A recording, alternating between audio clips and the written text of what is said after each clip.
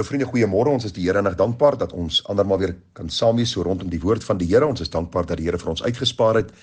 Die gebed van my hart is dat die Here vir ons ryklik sal seën terwyl ons vanmôre gaan stil staan hier by Spreuke die 14de hoofstuk, daar vanaf die 28ste tot en met die 30ste vers. Nou, ag vriende, dit is 'n ding wat kinders van die Here baie keer vir my vra, is dat hoekom sondig ons nog as kinders van die Here en waarom sukkel ons baie keer om oorwinning oor die vlees te behaal? Dit is baie antwoorde, ek het al 'n oordenking of 2 daaroor gehou, maar net vanmôre weer so vir kennisname, die Here sê, waak en bid, dat jy nie in die versoeking kom nie, die gees is gewillig, maar die vlees is swak, so jy moet onthou, die stryd gaan nooit ophou teen die vlees nie, daarom moenie moedeloos raak nie, maar staan op en sê, Here, deur die krag van u Heilige Gees, en deur die waarheid van u woord, wil ek vandag staande bly, om meer as oorwinnaar te wees deur Christus, wat my lief gehad het. Mag die Here ons in staat stel, deur sy Gees, om dan ook so te lewe, om hom welbehaaglik te wees. Nou vriende, ons kyk vanmôre na hierdie paar verse, daar vanaf vers 28, daar staan in die menigte van die volk, lê die heerlikheid van die koning, maar in die gebrek aan mense die ondergang van die vors. Vers 29 sê, die lankmoedige is groot van verstand, maar die kortgebondene behaal sotheid. 'n rustige hart is die lewe vir die vlees, maar hartstog 'n verrotting vir die gebeente.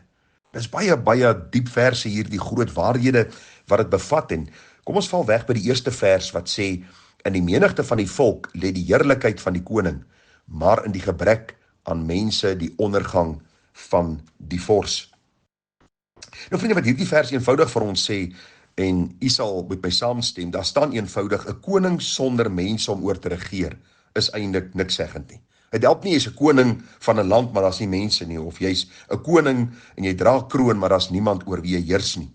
En by dit kom daar ook die armoede, want as jy mense het om oor te regeer, dan is daar inkomste, en as dit goed gaan met jou mense, gaan dit goed met die koning. En hierdie vers sê eenvoudig, dat 'n koning, vriende, is iemand wat goed moet regeer, hy moet omsien na sy mense, sodat hy ook die voordeel kan put uit dit wat in sy land gebeur. En ons kyk in ons eie land, ons nie 'n koning nie, maar ons weet ons die regering, ons beleef 'n demokrasie, wat vir my eintlik 'n onbybelse beginsel is, waar die oorgrote meerderheid wat met boosheid besig is, stem vir 'n regering wat eintlik boosheid promoveer, maar dit is 'n gesprek vir 'n ander dag.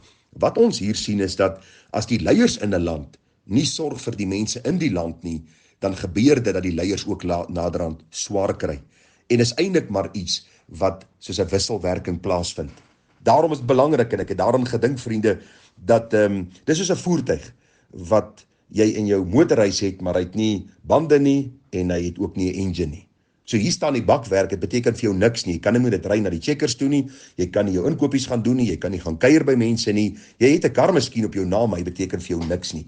Daarom, dis ook so, wanneer 'n koning in 'n land regeer en hy is goed vir sy mense, dan is daar hierdie wisselwerking dat hulle weer goed is vir hom en die land floreer. En dis maar soos die voertuig wat goed onderhou word. As die voertuig goed onderhou word, sorg die voertuig vir die eienaar, en die eienaar kan met daardie voertuig ry waarheen hy wil. Die beginsel is maar redelik baie duidelik, is dat in die menigte van die volk lê die heerlikheid van die koning, maar in die gebrek aan mense die ondergang van die vors. Ons sien dit in Suid-Afrika, hoeveel duisende van die kundiges het uit hierdie land uitgevlug, en die hartseer gevolge beleef ons tans. En ek wil vir u sê, dis maar die begin van die hartseer gevolge, want baie van die goed het so ver agteruit gegaan, dat ons nie weet wanneer dit weer by herstelpunt gaan kom nie. Wat moet ons in die interim tyd doen? Nog steeds God verheerlik. Ons bid nog steeds vir ons leiers. Ons is nog steeds goeie landburgers. Waarom? Want God vra dit van ons. God verwag dit van ons. En 'n kind van die Here wil God verheerlik in 'n land, of dit nou goed gaan en of dit nou sleg gaan. Daarom bid vir jou leiers, dat hulle sal besef hoe belangrik hierdie wisselwerking is, dat hulle goed moet regeer, sodat die land kan floreer, die volk kan floreer, sodat die mense kan hierdie belastings betaal, sodat mense oeste kan oplewer en al hierdie dinge, en dat dit goed kan gaan met die land. Die volgende vers, vriende, die lankmoedige is groot van verstand, maar die kortgebondene behaal sotheid. Dit is vir my so belangrik as ek hierdie verse lees, want u sien, dis die probleem met baie mense, is dat hulle kortgebonde is. Een van die vertalings sê, iemand wat nie gou kwaad word nie, is verstandig, maar iemand wat kort van draad is, wys sy eie dwaasheid. En dit is so verseker, vriende, hoeveel keer lees ons in die Koran dat iemand sy meer verloor het en uit sy kar geklim het en die ander ou geslaan het of geskiet het en hy's dood en die ou sit vandag in die tronk. Party van hulle is geleerde manne, ingenieurs en advokate en mense wat eintlik vir ons voorbeelde moet wees. Waarom? Want hulle kan nie hulle gees inhou nie. Dis mense wat kort van draad is, dis mense wat gou hulle hier verloor. En hoor wat sê die skrif vir ons. Die Bybel is baie duidelik as hy vir ons sê dat die liefde is lankmoedig, 1 Korintiërs 13 vers 4. Hierdie woordjie lankmoedig is die woordjie makrofomia in die Grieks, wat beteken dat dit vat vir my lank om kwaad te word. U ken amper die gedagte van die stoompot.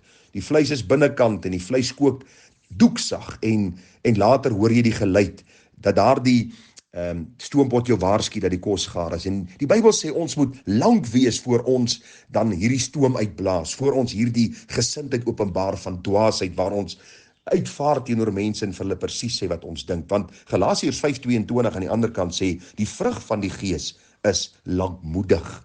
'n Kind van die Here is iemand wat lank vat om kwaad te word.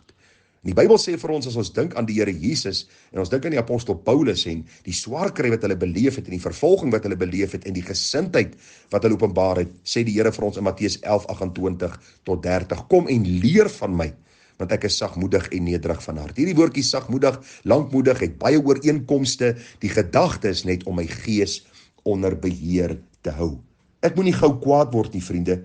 Dan is ek verstandig, dan is ek met iemand wat verstand het, ek kan wys optree. En die Bybel sê vir ons dat iemand wat gou kwaad word, iemand wat kort van draad is soos 'n stad wat sy muur afgebreek is. In die antieke tye was die stede beskerm deur daardie dik mure, soldate wat daarop geloop het. En die Bybel sê, as ek kort van draad is, gou kwaad word, is soos 'n gat wat in die muur is van my stad, en mense breek in, en mense doen wat hulle wil, en glo my, ek het aan my eie oë gesien, wanneer ek golf speel, iemand wat nie sy gees kan inhou nie, wat kort van draad is, hoe mense om naderhand koggel en net kwaader word en meer dom dinge doen.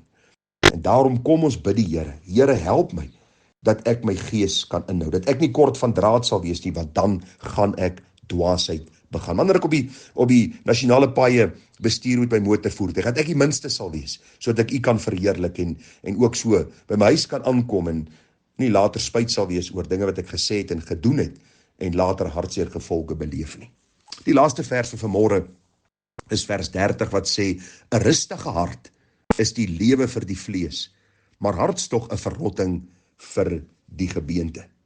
Ag vriende, hierdie vers is so kosbaar as ons gaan kyk. 'n Kalm gemoed is goed vir 'n mens se gesondheid, maar afguns is soos 'n kanker wat aan jou liggaam vreet. En dit is so, dit is nou al oor en oor bewys, as 'n mens permanent met hierdie spanning sit, en permanent jou bemoei met ander se sake, en afgunstig is teen ander mense se sukses, is jy besig om liggaamlik agteruit te gaan. Hulle sê daar's baie siektes wat teruggevoer kan word na hierdie probleem, waar mense eintlik in hulle siele, in hulle gemoed onrustigheid het. En dan weet ons mos nog ook van die sonde wat altyd roep na die hemel, ons gewete wat nie stil is nie, omdat ons nie vergifnis gekry het vir sonde nie, gebroke verhoudinge wat ons nie regmaak nie, en al hierdie dinge wat ons kan noem. Daarom sê die Bybel, 'n rustige hart, vriende, 'n kalm gemoed, iemand wat werklik lief is vir die Here en wandel in sy waarheid en nie alles vir hulle self aantrek en nie bemoei met ander se sake en al hierdie goed nie, is mense wat die Bybel vir ons sê dat hy 'n rustige hart het.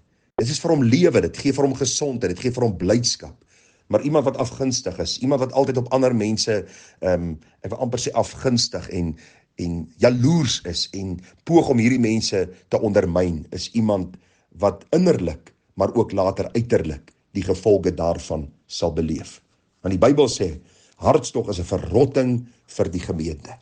Ag, en ons kyk na hoe baie mense miskien op 'n jong ouderdom ryk is en baie verwerf het in die lewe, maar hulle liggame gaan agteruit, hulle is sieklik, en baie keer van hulle sterf 'n vroeë dood. En dan sê ek maar net, is noodsaaklik om te sien, 'n rustige hart, vriende, kom van die Here. Eerste plek om te weet, my sonde is vergewe. God het my aangeneem as sy kind. Hy sê vir my, hy is my Vader en ek is sy kind. Ek kan met alles na hom toe gaan, alles deur gebed en smeking met danksegginge aan hom bekend maak. As ander mense sukses het, as ander mense suksesvol is, as ander mense vooruitgaan in die lewe, is ek nie jaloers op hulle nie. Daar's nie hierdie afgunstigheid onder hulle nie. Daar's nie hierdie begeerte vir hulle ondergang nie. Ek dank die Here en ek sê, Here, dankie wat U vir my gee, en gee my genade om te bid, selfs vir my vyande, en U dan ook so te verheerlik. Mag die Here ons genade gee, vriende. Hierdie is kort gesegdes met soveel diepte en soveel waarhede in vervat, dat ons ook geestelik daardeur kan groei en kan toeneem in die genade en kennis van ons Here Jesus Christus. Mag die Here vir ons wysheid gee, mag die Here vir ons versterk ook in hierdie dag en hierdie week om hom te verheerlik in alles. Groete vir u. Ons bid vir mekaar, mooi dag verder. Tada.